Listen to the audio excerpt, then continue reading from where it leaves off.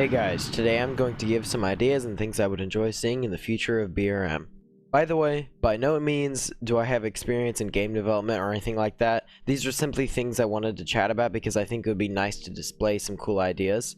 Again, I am only giving these thoughts for the fun of it, and many of them very well may be not possible or even wanted by the devs, which I'm completely fine with. So first off, I wanted to start with randomized ambushing from AI, maybe when you're on the roads and moving throughout. I think it would add some much needed level of surprise and make the game have an asset of the enemy deciding when an issue starts, not the player just moving in on the bases. It could, I think, really make things a little bit more interesting, especially if you can maybe even cause them with the new RGE feature. And from that, I wanted to move into talking about specifically RGE, which is basically Zeus if you play Arma. It's just a real-time world editor for the game, and I think it's going to open up a lot of things, but here are some things I wanted to see specifically from it. So first off, making it to where I can set different spawn locations for the different colored squads, so I can set up like spawn points for different teams and host live server battle events like paid private server only things maybe. And if I can do that, I can make it to where there's like different points where different teams spawn, and then they can maybe converge on one point. But I can make it to where it's not all just spawn kill when they die and end up at the FOB. I can actually split them up into their own main bases. I don't know, I just think it could be fun. Or maybe I could just make two really close spawn points, and for a stream I could just have two people constantly spawning and moving in on each other, just to where they have like some quick combat and it wouldn't be too hard to organize.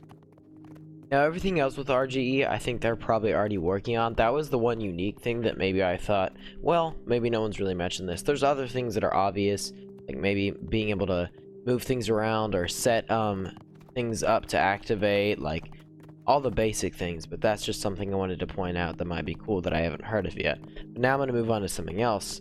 This is kind of like almost like a extra event for Rano City. So basically, after it's been held for a certain amount of time by the operators, let's say 30 minutes, we'll have like Rano Fort, because it's so close to Rano Fort, send in like a large amount of reinforcements, including like air and ground forces, possibly like maybe some paratroopers too.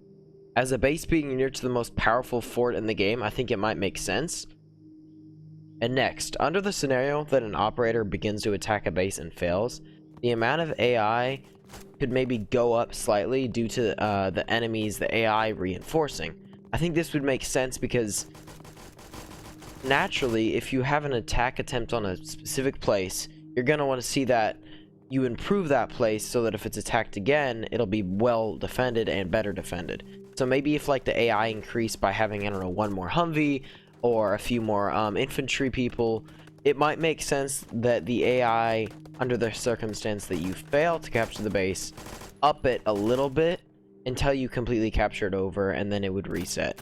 But I feel like that would only make sense, and it would create a sense of making sure you don't, like, not wanting to fail even more, because if you do, there's more consequences, which having more consequences is always a good thing, because it makes it to where the pressure on the player is higher, and they want to perform better. Now let's move on to base improvements that I think might be cool, location improvements, things like that. So first off, if you could open up and create actual insides to different buildings, like Rano City has that open building, or maybe even some of the ships, like the aircraft carrier and the destroyer. So as shown in this recent update, the little additions to the bases really helped. There are multiple examples of places I think opening them up and giving them insides could actually be extremely cool. Especially that destroyer docks and the building utility supplies and the building a Fort Rano. As seen in the Rado City base, it adds more depth to the experience. The destroyer being opened up would be extremely unique and freaking cool if you ask me. Being able to move throughout there being enemies inside of it, like protecting it, I think that'd be sick. Maybe they could have the destroyer move in on a loop around the map too. That would be pretty cool. Just have it kind of go around and then port at docks every now and then. Same thing goes for the carrier. Heck, they could open it up and make a full-fledged other option as a spawning location. And then the Fort Rano and utility supplies unopened buildings would just be two, normal places that would benefit from that extra depth. just like Rano City is more enjoyable now. I think that that would definitely be cool, and of course putting more enemies inside there. And Fort Rano can still use a buff because it's stealth soloable. It is difficult though, and also something Jay said, it would be cool if they threw some enemies on the perimeter around the edge of Fort Rano, like some snipers. That way when you're approaching, you have to watch out for them as well. Also, big shout out to the devs. I really like the recent update. It added some really nice new atmosphere and details.